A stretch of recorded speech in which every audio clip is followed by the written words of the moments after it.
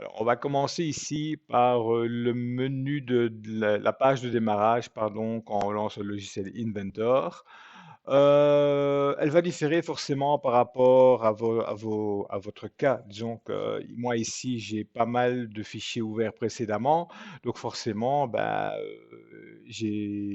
c'est un peu plus complet. Donc si vous, quand vous ouvrez cette page de démarrage, vous n'en avez pas ou très peu, ne vous inquiétez pas, ça va venir s'enrichir au fur et à mesure que vous allez travailler avec Inventor. Alors, ici en haut, on a le menu de base je ne vais pas trop m'y attarder parce qu'il n'a pas trop d'importance pour le moment. Nous, ce qui nous intéresse, c'est principalement le menu ici à gauche qui stipule bien donc la version d'Inventor utilisée. En dessous, vous avez projet, on verra un peu plus loin parce que c'est un peu plus pointu comment créer des projets. Et ici en dessous, en fait, vous avez soit ouvrir, donc ouvrir un fichier qui est ouvert précédemment, donc qui est déjà sauvegardé sur votre disque dur.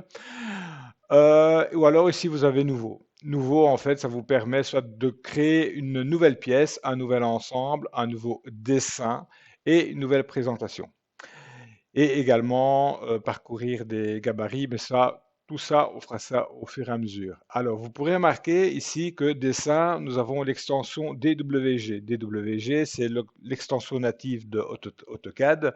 Il faut savoir que donc Inventor fait partie de la suite Autodesk, comme c'est bien indiqué en haut.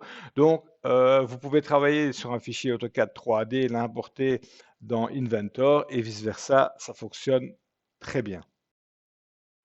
Alors, on va commencer donc ici par ouvrir une pièce. Donc, on va cliquer sur le petit menu ici sur le côté. On va sélectionner pièce et vous voyez que là, nous avons un nouvel écran qui s'affiche. Alors, cet écran est divisé en plusieurs parties et il y a certaines similitudes avec AutoCAD. Donc, vous voyez ici à l'extrême droite, vous avez le cube de navigation qui personnellement, je ne m'en sers jamais parce que personnellement, je ne le trouve pas pratique. Mais bon, chacun a son opinion à ce niveau-là. Et vous avez donc la petite barre de mouvement AutoCAD utilise aussi, chose que j'utilise rarement également.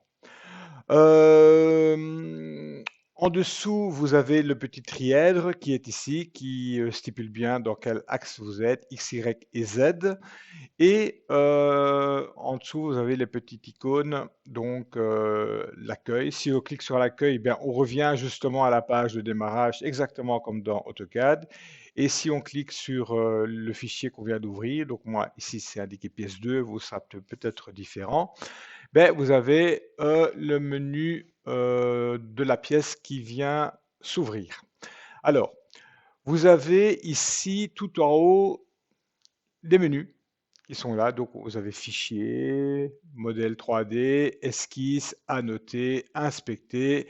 C'est relativement similaire à AutoCAD, même si la façon de travailler est différente.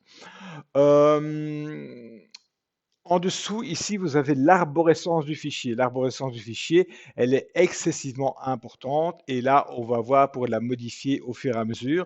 Au fur et à mesure que vous allez avancer dans votre fichier, l'arborescence va se compléter.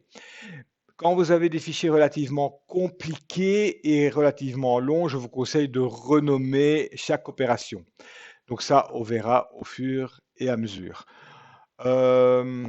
Ici en bas, vous allez voir au fur et à mesure qu'on va avancer, ben, comme dans AutoCAD, il va vous poser certaines questions. Voilà, qu'est-ce que vous voulez faire, par exemple, si on veut étendre une ligne, si on veut l'extruder, on va l'extruder de X millimètres.